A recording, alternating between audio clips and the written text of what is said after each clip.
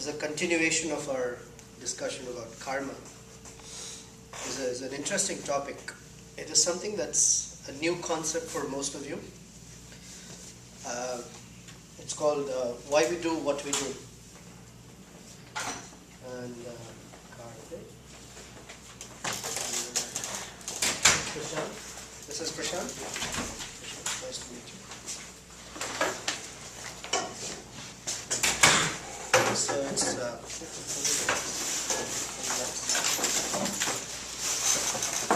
why we do what we do. Now, there are many plausible explanations, theories. Different people may have different ideas on why we do what we do. But we're going to take the viewpoint of the Vedas, the Bhagavad Gita specifically. So the Bhagavad Gita is this book which is like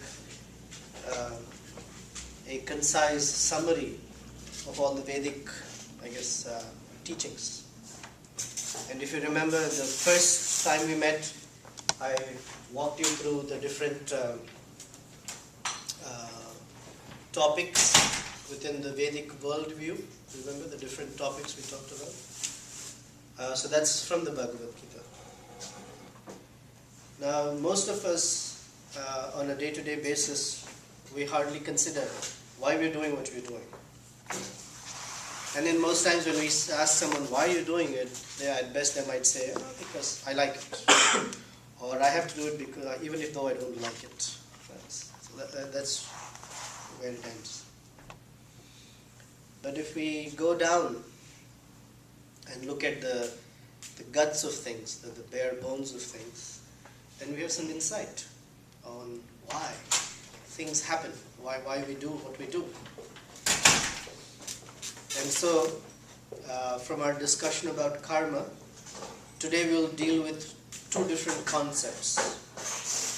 And these two do influence karma. So the first one is what is written here. It's called the three modes of nature. So everything that is happening around us and with us, including the way our body is constructed, everything can be explained on the basis of these three modes of nature.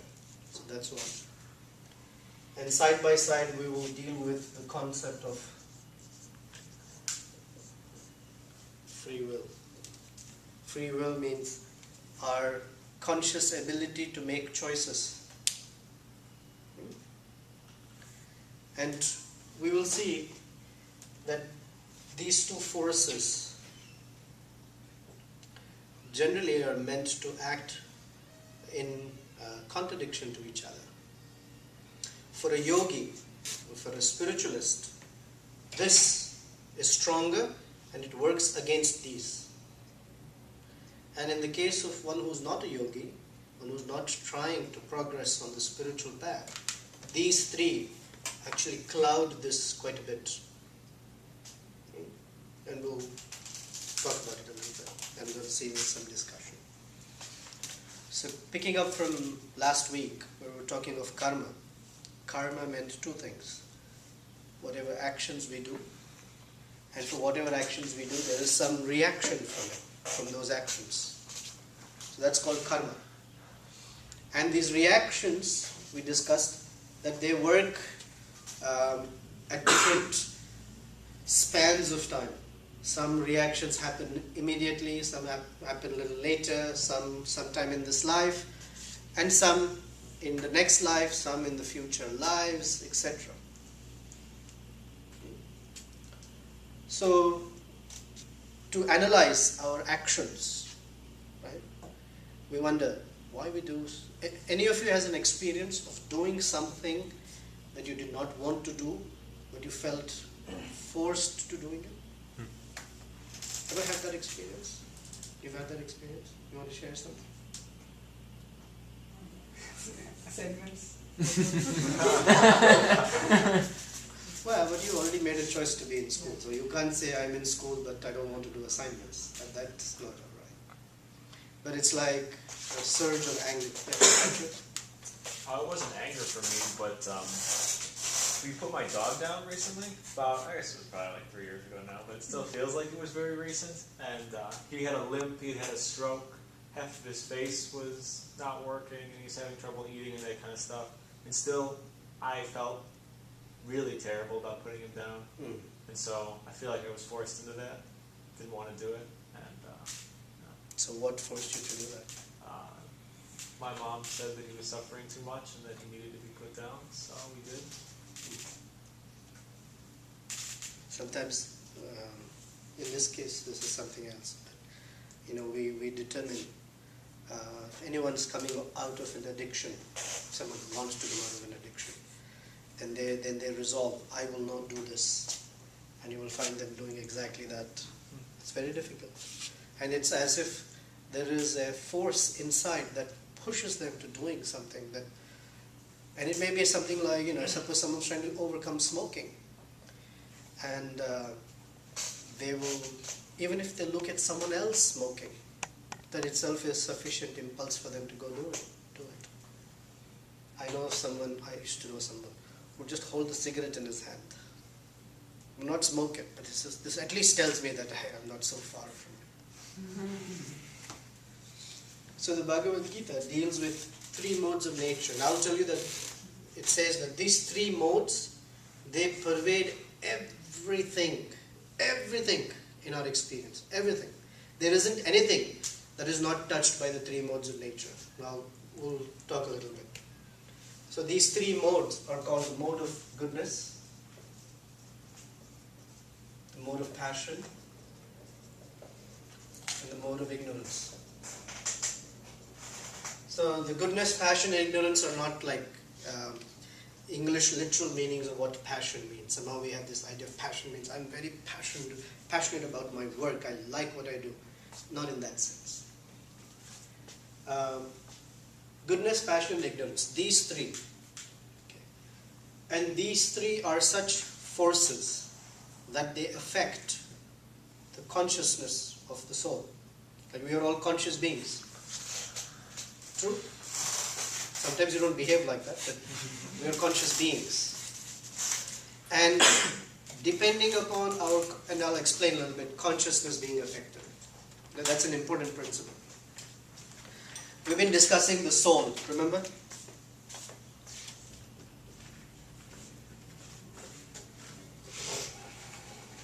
As a subtle body and a gross body.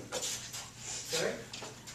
So the soul, by nature, how do you know soul exists? We cannot see the soul. We cannot touch the soul. We cannot hear. So the only way we know soul exists is through the presence of consciousness. If a being is conscious, there is presence of soul. No consciousness, so no soul. But wherever you see consciousness, in trees exhibit consciousness, right? They show green, wonderful leaves, they drop their leaves, they flower, they give fruits.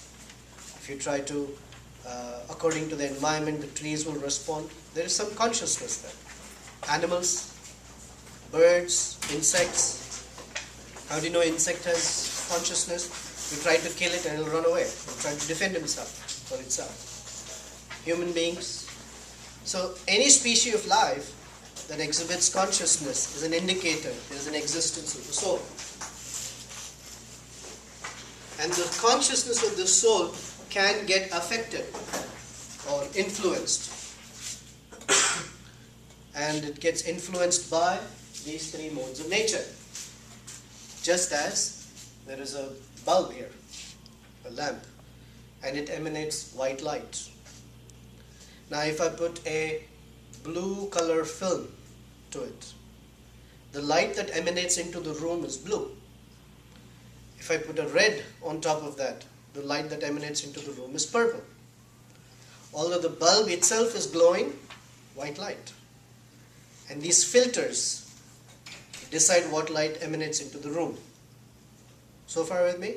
Similarly, the soul is conscious, and the consciousness is filtered. And that filter, those filters are the goodness, passion, and ignorance in different proportions. And according to the mixture of these three modes, our subtle body and our gross body are decided. Or they comprise of our subtle and gross bodies. That's why we see some persons very intelligent. Now, even in intelligence, you will see a variation as to what do they do with that intelligence. For example, a person whose consciousness is influenced by the mode of goodness, their intelligence is into constructive things, for education, for benefiting others. A person who's influenced by the mode of passion, they will use their intelligence for making things better for themselves. They'll be very intelligent. How to profit? How do I profit in the middle of all of this? And a person whose intelligence is influenced by the mode of ignorance, they will utilize it for destroying something or destroying someone. Sometimes people they're Machiavellian. They're very, very good at distressing others. But they're very intelligent. But that intelligence is applied for something else. You see the difference? Another way. For example, in birds, I'm just going to pick on birds. There's a variety. There are birds in the mode of goodness, like the flamingo or the swan. There are the birds in the mode of passion, like crows. You know, they eat roadkill. And then there are birds in the mode of ignorance, such as the vultures. They feed on dead bodies. So like that, and then there is a variety. The animals are in the mode of goodness, passion, and ignorance. Animals in the mode of goodness are gentle animals, like the cow, the deer. Animals in the mode of passion, generally active, monkeys. Animals in the mode of ignorance are bears, for example. Why? Because bears sleep for sex, so they hibernate. Because it's the influence of mode of ignorance. Similarly, in human beings,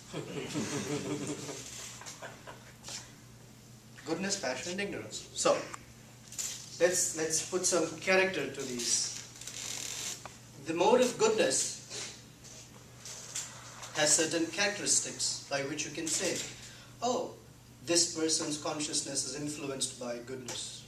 I'm not going to give you the exhaustive list, but some characteristics.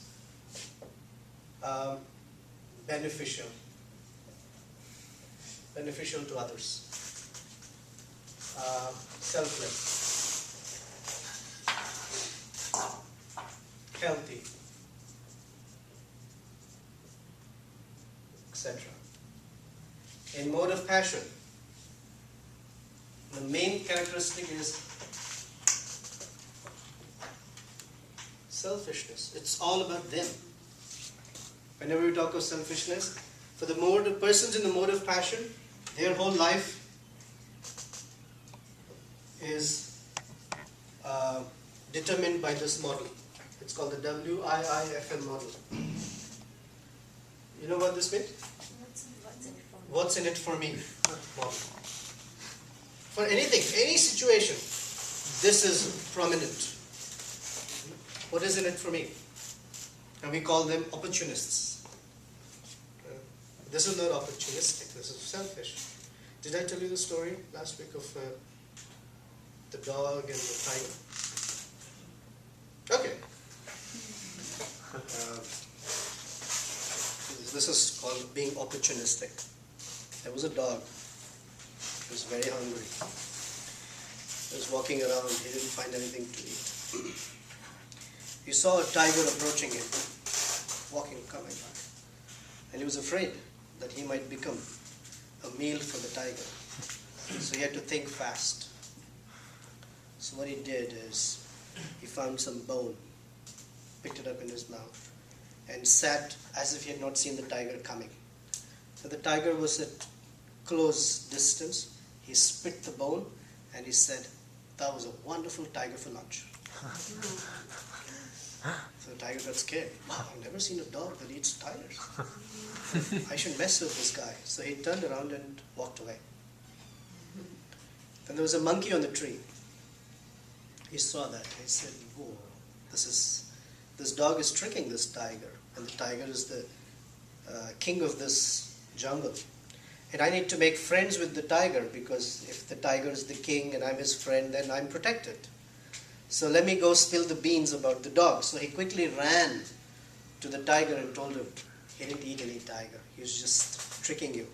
How can a dog eat a tiger? Come on, let's go teach him a lesson. So the tiger became very angry. What? No one can trick me. I'm so big and huge. The dog's so puny. How can he ever? Let's go teach him a lesson. So the monkey sat on the tiger's back, and they were coming back to the dog. So the dog had to think fast. So he was thinking, what to do? He said, okay. Again turned around, and when they were at hearing distance, he said, where is that monkey? I told him, one tiger is not enough for me. I need another one. He needs to bring him. And I hope that he has tricked the other tiger so I can have a nice meal. So the tiger was totally scared. This is called being opportunistic. Then there is the mode of ignorance. The mode of ignorance is primarily characterized by destruction. Doing things that are always destructive. You know people like that? I know some people. Or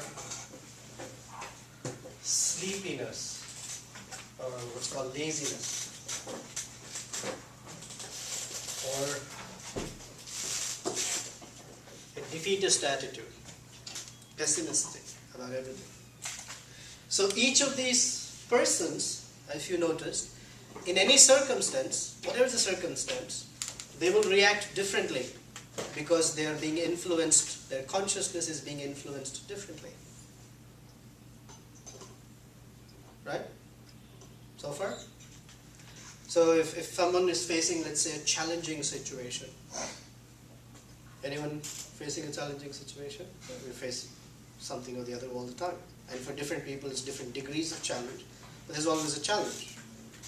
And the person in the mode of goodness will look at the challenging situation and react to it differently. And the mode of passion person will react to it very differently. And the mode of ignorance person will just go to sleep. Like, well, this is too much for me. I just want to sleep and forget about the whole thing. Okay? Now, these three modes of nature, while they are mutually exclusive, they interact with each other. They mix. And so there are different proportions of goodness, passion, and ignorance in each one of us. Okay?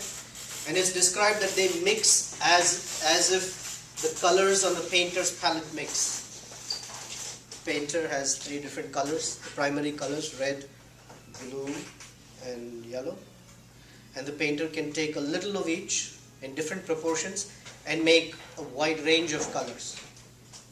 Right? Similarly, these three modes of nature, they mix in different proportions. And effectively, it's described that there are 8.4 million species of life that manifest by the mixing of these three modes of nature.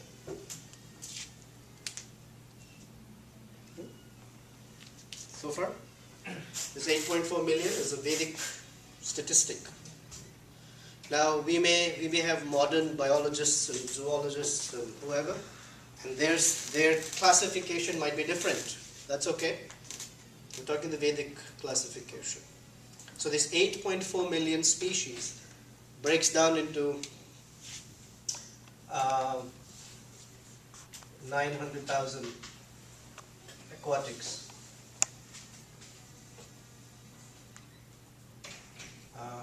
2 million plants, 1.1 million insects, etc. And 400,000 species of humans, totaling up to 8.4 million. So we see all this variety out there. Even in the human beings, there's so many varieties, right? Different races, different skin colors, different areas of the planet. There's just so many varieties. And all of these varieties manifest because of the different proportions of these three modes of nature. As simple as that. It is just very nice to see it at the analytical level. Now these three modes of nature, excuse me, they not only influence our gross body, this is the influence on the gross body, that's why we have so many varieties of species. They also influence the different aspects of our life. The kind of work we do, the kind of work we get attracted to. And this work, think of it in these two terms: goodness, passion, and ignorance. There are some kinds of work that are into these things: destructive, defeatist, sleepy, laziness, etc. Work, food. Foods are also in the three categories.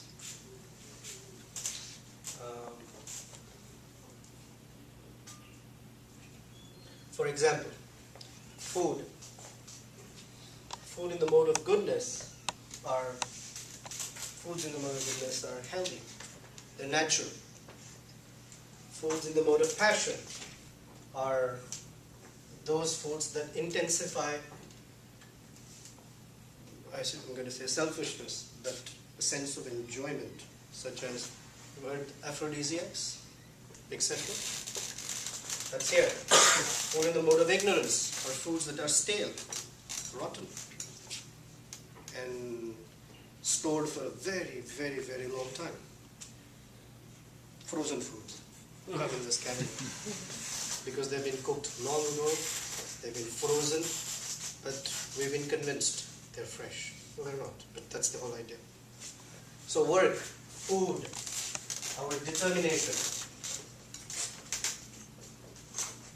charity, intelligence,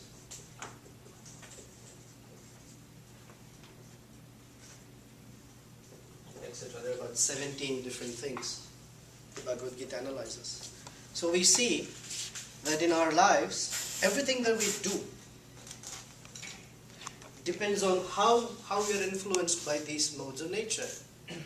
And according to the modes of nature, we pick our work, we pick our food, the kind of determination that we have, what kind of charities we give, how our intelligence works. In fact, there's a word, faith. Even that is influenced by the modes of nature. Faith, not like how we use, oh, you belong to this faith, I belong to that faith. But the intrinsic sense of trusting a higher source. Things that drive our convictions, that's called faith. Even that's influenced by the modes of nature. I'm going to read you a few so you will get a sense of what I'm talking here. So far, does the concept make sense? Questions? While I pick something out here. Your name? Sharad. Sharad. Yeah. I'm listening. Go ahead. Okay. How can goodness and passion exist together? Like, for example, selfless is one of the characteristics of being good, and selfishness is one of the characteristics of being passionate. Very good question. How can they exist together? They exist together in different proportions. So the person can be selfless, seemingly, as long as it meets their selfishness. Or they can be selfless to a certain degree, and then that's it. And they will think about their own selfishness. There's a story of a monkey and a child, baby monkey. Have you seen how baby monkeys travel with the mothers? Yeah. How? Anything else? They embrace their mother on the chest, and the mother monkey goes from one place to another place. So there was a situation where in that place there was a flood. So when the water level was rising, the mother monkey took the baby to the chest, so the water was up to here. Then the water was growing, so the mother put the baby on the shoulder. She's taking care of the baby. Then the water rose even more, so she put the baby on her head. Then the water rose above her nose, so she dropped the baby, jumped on a tree, and took care of herself, because she has to take care of her life, like that.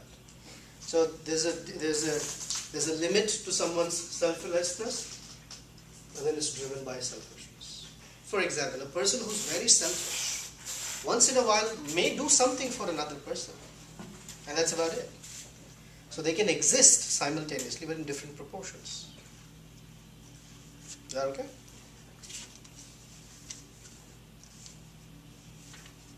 Anything else? I have one more question. Oh, Doesn't the wow. act She of raised her hand from the door. She has a strong voice. I was for a moment, really. Okay, please go ahead. Your name, please? Ambika, I just want to know what selfishness actually implies. Doing good to yourself or to people around you?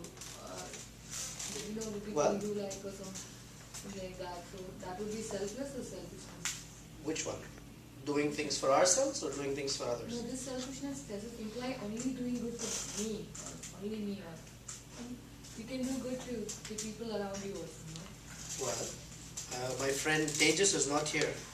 We were going to spit at his wedding. If we don't know what is good, then we can do something for others and still cause them harm. As they say, good intentions are not good enough. You have to know what is good also.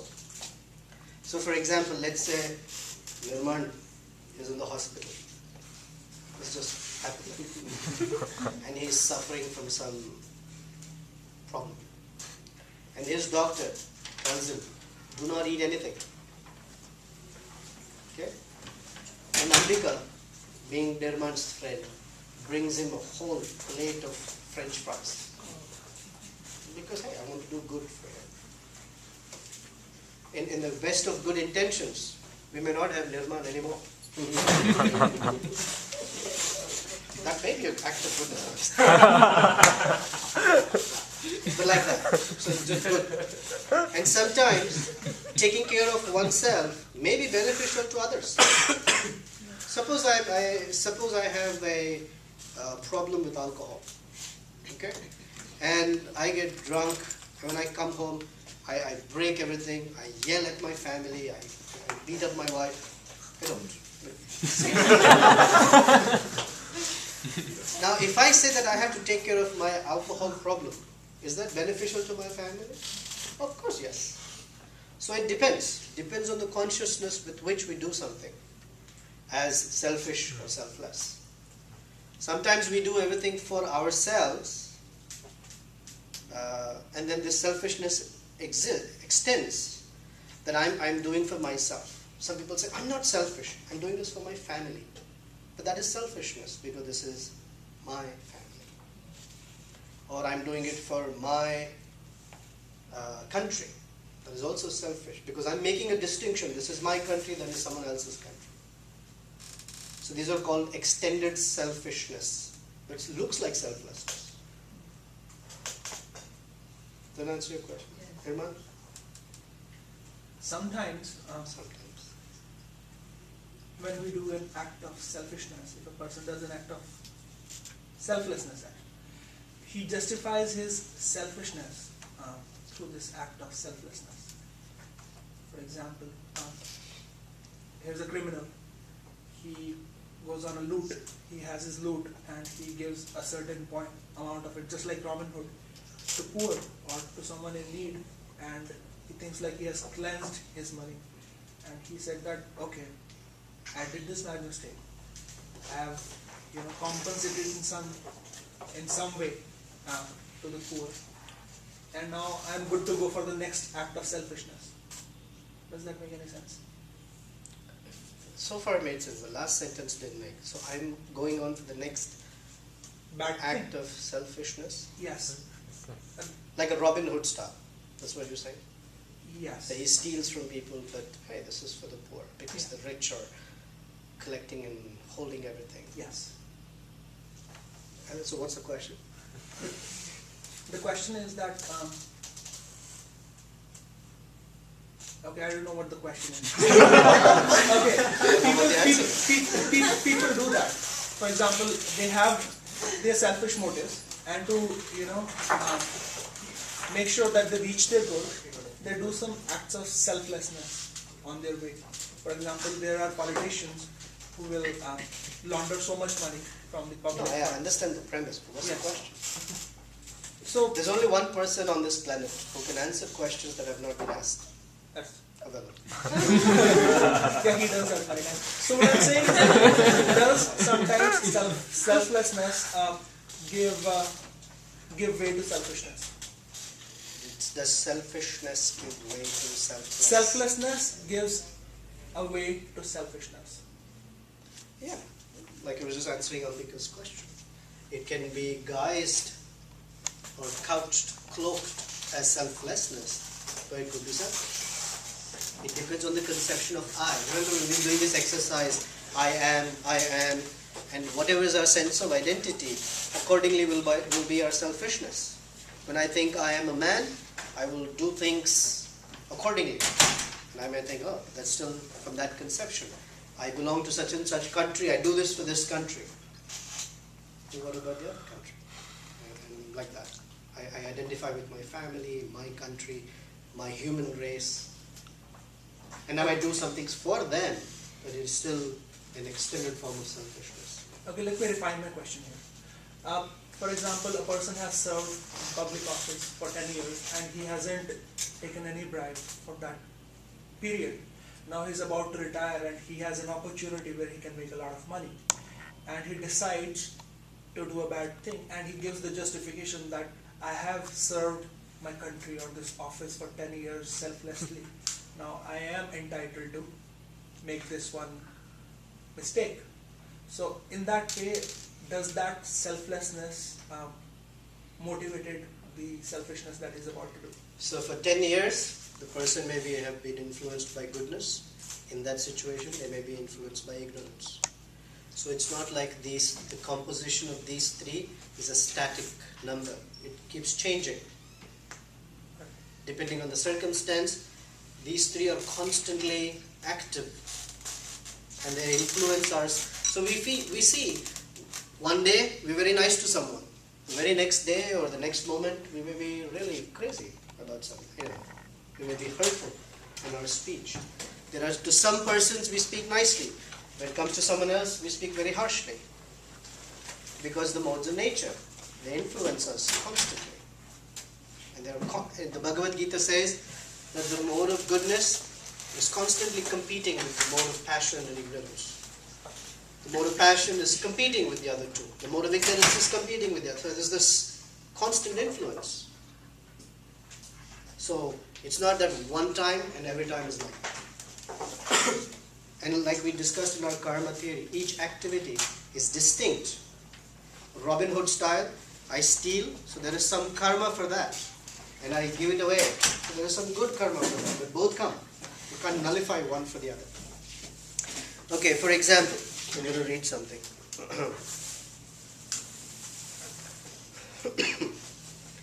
Even the food each person prefers is of three kinds, according to the three modes of nature. The same is true of sacrifices, austerities, and charity. Now hear of the distinctions between them.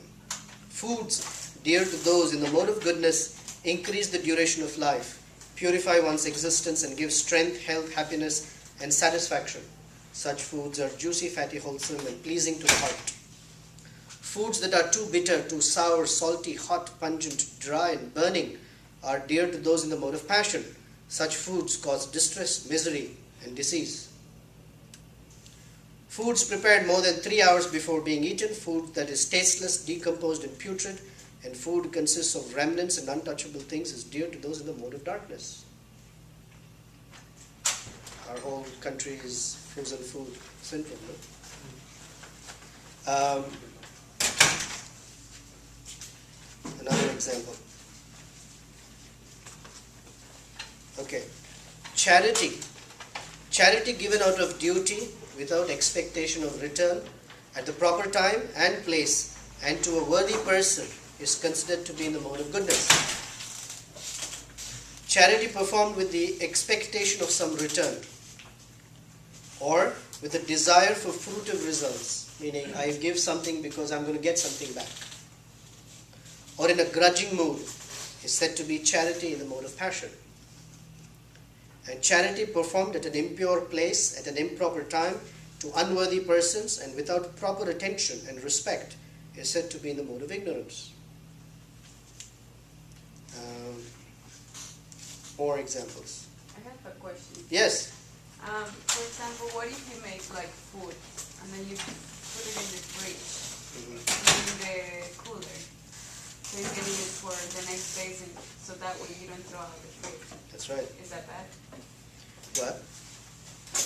From a purist perspective, yes. Because the tendency is to cook in such a way that I don't have to cook for the next few days.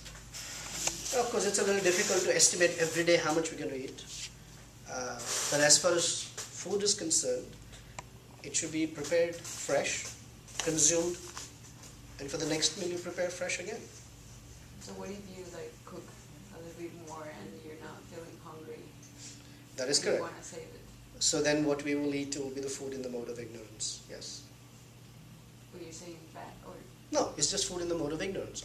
Remember, we're not evaluating anything as good or bad. We're just saying this is food in the mode of ignorance. And food in the mode of ignorance affects the consciousness accordingly because it starts decaying. what? So food that is decaying has an impact on the consciousness in a particular way versus food that is not decaying. So, for example, to not be in the ignorance, That is correct. should I throw away that food? But try to cook in such a way that there is no excess. And generally in the Vedic standard, foods were not excess because whatever was remaining was distributed away to others. You give it away to the poor people, they were given away to the animals, etc. They would always have guests at home. So that way there was very rarely would be excess food. And in case it is there, it's there. But it's not like it's some dangerous thing that it's now become radioactive and it glows in your refrigerator. It's not like that. So the idea is, the Vedic perspective is, the tendency now in the modern age is everything we do it with excessiveness. Okay? This is excessive. And so a lot of food is thrown away and wasted. So generally we're taught to cook in such a way that nothing is excessive, both from a wastage perspective and also from food. Now the only way the food is not considered in the mode of ignorance, even if it is left over, is when food is sanctified. What is that? Yeah, I'll explain. That in general, the Vedic standard of cooking and eating is this. That when we cook, this is a slight digress, but it's an important one. When we cook, the idea is who are we cooking for? The whole idea of yoga, so let me back up. The whole idea of yoga means to connect with the Supreme. Remember, we talked about this. Okay. And Supreme is, some people say God, her, that's the point. And so every action for a yogi, like last time you asked the question, what happens to such and such person, and what if they act like this? And I said, for a person who is a yogi, who's working or for serving God, for them there is no karma. Correct? Remember that last week? Similarly, food, when it is cooked for offering to God, and it is offered, that food gets a whole different characteristic altogether. It becomes spiritualized. So generally there are cultures where food is treated this way. It's treated as sacred. Right? So there are many cultures who will sit in front of their dinner plate and they will, I think they say called the say grace or something. They thank, oh my dear God, thank you for giving us food to eat and survive. The Vedic system goes one step extra. Not only do we thank God for the food, but we even prepare it for Him first. And the food is then made sanctified by offering it to God first, whatever we cook. And then we eat. How do you offer the food to the gods? You come to Krishna house and Navela will teach you how to do it. There's a way of doing it. Oh, okay, yeah. There's a way of doing it. There are some, it's in the consciousness. Yeah. The primary thing is that everything that has come in this world has come by God's mercy for us to survive. And when we take something, the first order of business is for the person who owns everything. Like suppose we're serving in someone's house, right? Let's say we are a chef in someone's house. So who's bought all the spices and vegetables? They all belong to the head of the household, right? I'm just working there. So I don't take everything, cook, make a nice meal for myself, and I'm done with it. And when the owner comes and says, I'm hungry, oh, there isn't anything. How can you cook without thinking of me? Oh, I thought of you. I said thank you to you. It's first for the owner. That's the concept. Because everything in creation comes from God. Is that right? So that's the principle. That food, even if it is stale and decomposed, is still beyond the mode of goodness.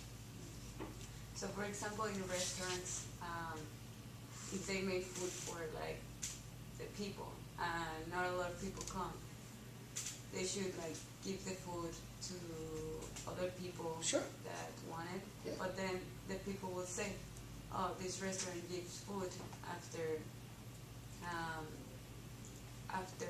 the day is over, so we should go there and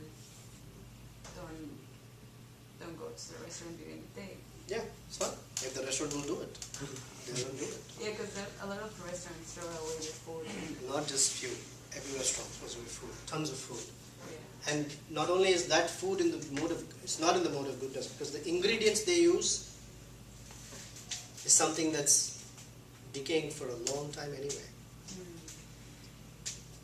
Even restaurant food is in the mode of ignorance, practically speaking. Okay, let's move on. So these three modes of nature. Now that's for all of us. That's how our consciousness is affected. For a yogi, their consciousness is beyond these three modes of nature. And that is called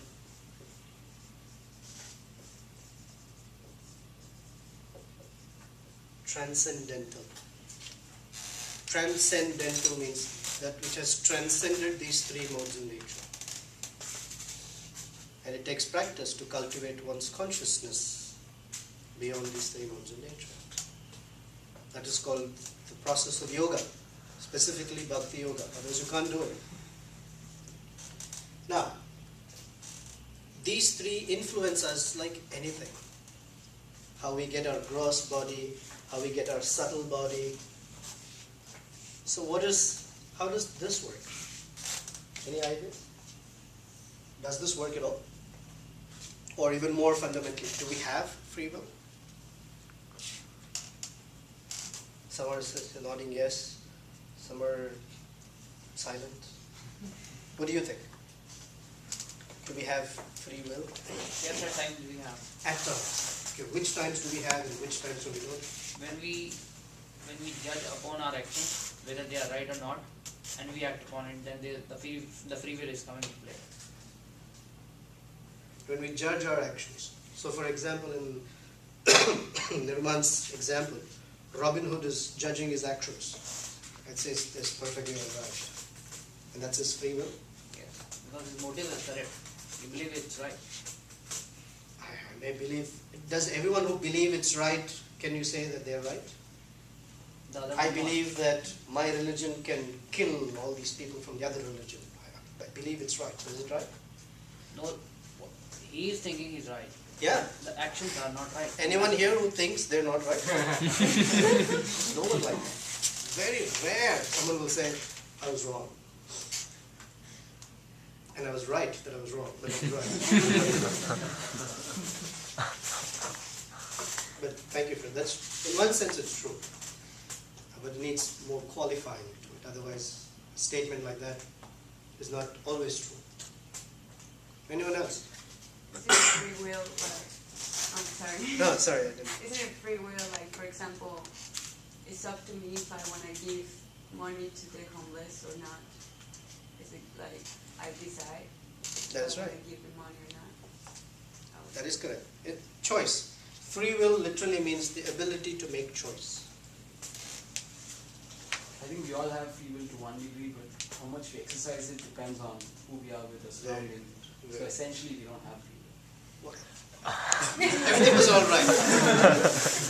The conclusive statement was, yes, we all have free will. The degree to which we can exercise it depends upon which species we are part of. So, for example, the trees. How much free will can they exercise? When they look at me, they're going to run away. And if someone kicks them, they don't kick them back in return.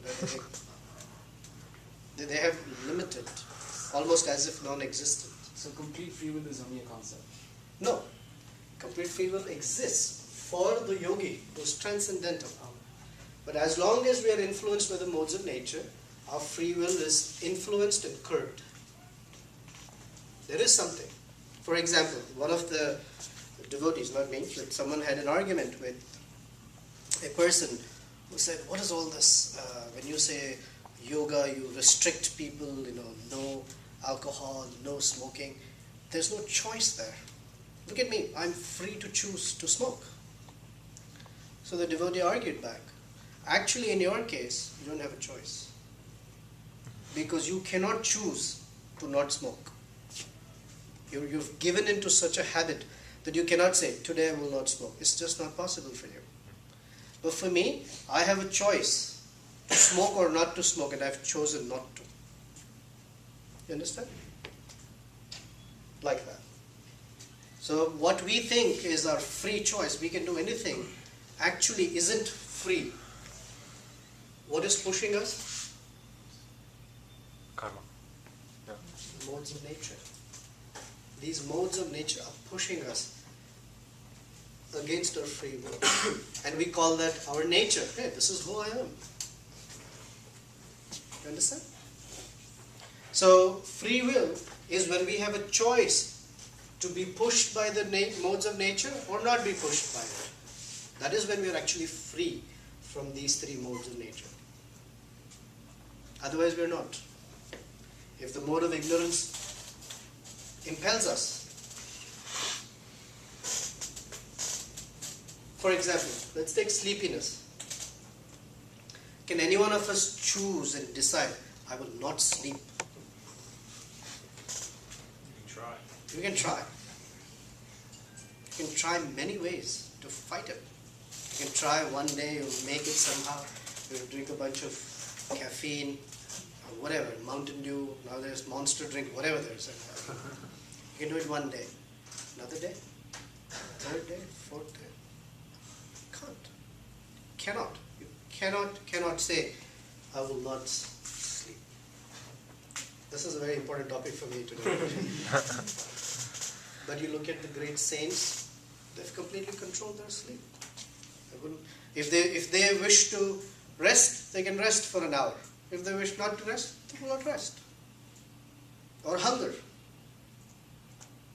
We cannot say, I'm not going to eat. Especially if Krishna lunches. I can't say But if you try, you can make it for a day, 2 days, 3 days. The great sages and saints, they would be without eating. Because they've controlled that urge. So they have a choice to eat or not to eat. They choose not to. You know the story of Dhruva? You know who's Dhruva? Have you ever heard the name Dhruva? Dhruva, yeah. Okay. Dhruva is the story of a boy who's 5 years old. And I won't tell you the whole story, but he goes to the forest to meditate on Vishnu. And he is given a particular way by which he can do that. So in the first month, and by the way, he's standing on his toes, like this. And first month, he hasn't moved up, he's standing on his toes. The whole day he would stand on his toes. And the first month, he ate some berries from whatever was available around. The second month, he only ate dry leaves, no berries or anything. The third month, he drank a handful of water in the day. In the fourth month, he drank a handful of water every alternate day or something. In the fifth month, it was a handful of water once a week. And in the sixth month, he stopped drinking anything. And he only survived by breathing. And that breathing was that he would take a breath once in 15 days. Little kid. That's the power of his yogic ability. But how is it physically possible? Because the soul is not governed by material elements. In our case, it is governed by material elements because we identify with the body. I am this body. How can I survive without eating? But the soul is not like that. You've heard Bhagavad Gita, Nainam Chindanti Shastrani, Nainam Lahati Pavaka. That's what it is. And it's not influenced by material energy. So does it mean that the soul takes control over the physical being? That is correct. Because this is fully functioning. In our case, we can't say this is functioning. We are being influenced by the modes of nature. And so we do, whatever we do, is these modes of nature acting as if we don't have free will, as if we don't. I can choose, I can't choose so well. Like for example, there's a circumstance in which someone says something to us that we don't like. Can we choose not to be angry at them? Very difficult. We might say, I've chosen not to be angry at them. And then we send them a hate mail afterwards. I can't choose. That the impulse is so strong that we don't have the ability to say, I will not react to this impulse. The impulse of hunger, the impulse of thirst, sleep, anger, insult, whatever. Cannot. Was this story real from the kid? Yeah, is this real? Yeah. Yeah, I wouldn't make it up. The story about the dog and the monkey is not real. But But like, Grover's story is real. he wouldn't feel like weak or like he's tired or no? No, it's not described that he was tired or anything. Or like he wouldn't lose weight and be so something. He may lose weight a little bit. So So can he survive like that for the rest of his life? Or he did not survive like that for the rest of his life.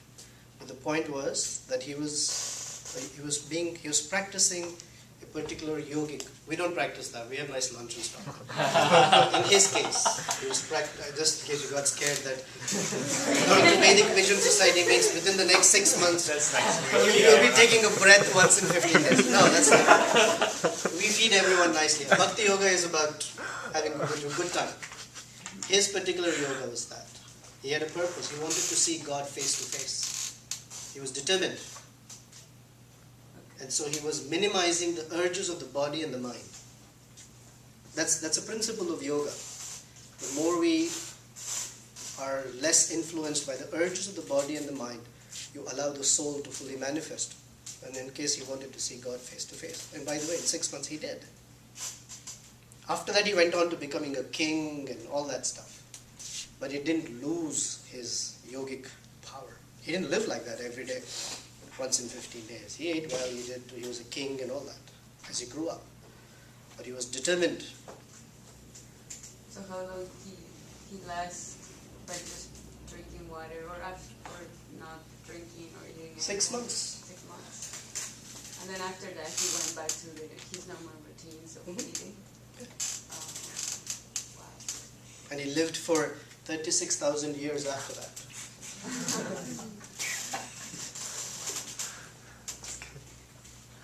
The yogis live for a very, very long time. You know why? Because it is described that according to karma, we're going to end now. According to karma, each of us has a number of breaths determined in one life. Now it's up to us whether we want to breathe fast or breathe slow. So I suppose I have, each one of us, let's say, some of us have 100 breaths left. If I breathe those 100 breaths quickly, I die quickly. If I breathe those 100 breaths over a long period of time, I live long. That's how karmic, we have a quota of breaths. So the yogis, if you notice, I don't know if you know the yogic practice, they control their breathing. And they know how to control it. So they don't breathe that much. But there are some activities we do in which our breath gets very quickly used. People go for a run. So If you do yoga, if one of the things, if you ever done yoga, they teach you not only how to exercise the body, but how to control the breathing. For that reason. I'll tell you a yogi story, joke later. No, I just want to know, you just kind of clarified me. I wanted to ask, so does that mean people who exercise every day and stay fit, they die soon? That's what Sure, they die fit.